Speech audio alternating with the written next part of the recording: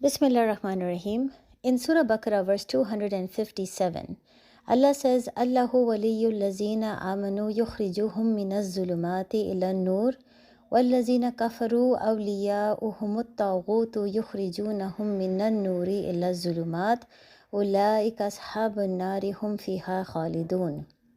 And the translation of this is, Allah is the friend of those who believe.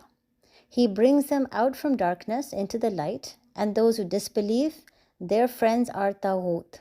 They take them out of the light into darkness. Those are the companions of the fire, they will abide eternally therein.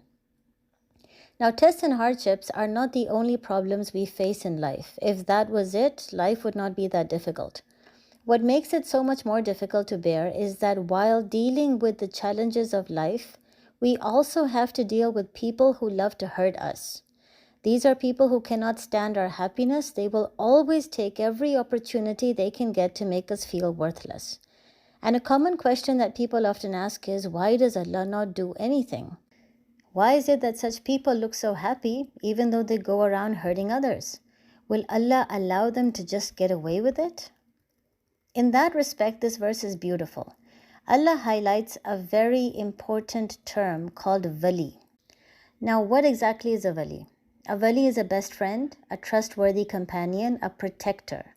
So this verse is telling us that Allah is the wali of the believers. Imagine Allah the Almighty, the King of Kings, choosing to become your best friend.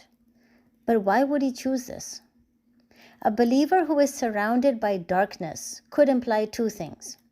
Firstly, he faces many tests and difficulties, but he is choosing to show sabr. He's choosing to be patient, to be grateful. He's choosing to have hope that Allah's mercy will come. Secondly, being surrounded by darkness could also mean that the believer is surrounded by evil and haram, yet he chooses to control his nafs, he chooses to abstain from sin, even though he's very attracted to it. Allah loves the struggle of such a slave. Every second that his heart grieves, every sacrifice that he makes for a God he cannot see, every moment of gratitude that he shows is known by Allah. It's not that Allah is oblivious. Being the knower of all, He understands that despite being surrounded by negativity, this slave of mine keeps struggling and trying to get close to me. That is when Allah reaches out, grabs the hand of his slave and pulls him out of darkness towards light. Now, being pulled towards light could mean several things.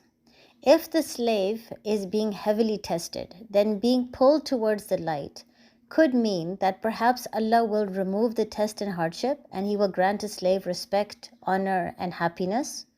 Or it could also mean that the test is not removed, but the slave has complete contentment and peace in his heart. He knows that his wali is going to take good care of him. People look at such a person and they wonder, how could he be so peaceful given his problems? But he is at peace because he's granted wisdom. Suddenly everything makes sense and his heart no longer grieves.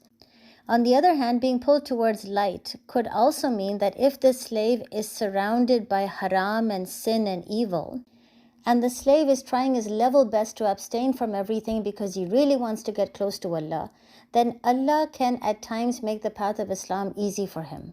So suddenly his heart is not attracted to evil anymore. He starts to fall in love with the words of the Quran. He falls in love with Allah. He starts to be surrounded by good friends. He finds good companions who push him towards Allah and Islam.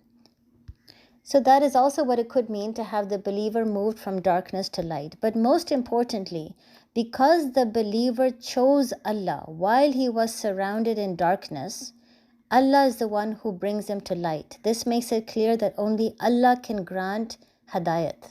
Only Allah can bring a person towards light. On the other hand, the person who chooses to chase society, dunya, to chase his desires, which is what we call taghut, then he chooses ignorance over guidance. He chooses darkness over light. Such a person is surrounded by light, meaning Allah ensures that while he is hurting other people, doing evil deeds and sinning, he is given many opportunities to hear the words of God, to hear the message of the Quran, so he cannot complain on the day of judgment that Allah, I just didn't know. But he chooses to ignore the light and he chooses to chase evil. So Allah does not pull him towards darkness. That's not what the verse is saying. Allah never does that. He pushes himself towards darkness by following his evil friends and by listening to the whispers of shaitan. And when a person like this is moved towards darkness, that means Allah will make his life more and more miserable. He will actually lose happiness, he will lose respect and honor, and besides that, Allah will remove peace from his heart. No matter what he does or no matter what he gains, he will never be content. So when people hurt you a lot and you show sabr, you continue having hope in Allah's mercy, remember that at that time you become Allah's friend. And when someone hurts a friend of Allah, Allah takes revenge in this world and the next. You will be gradually moved towards light, but the person who's harming you will gradually be moved towards darkness. Assalamu alaikum.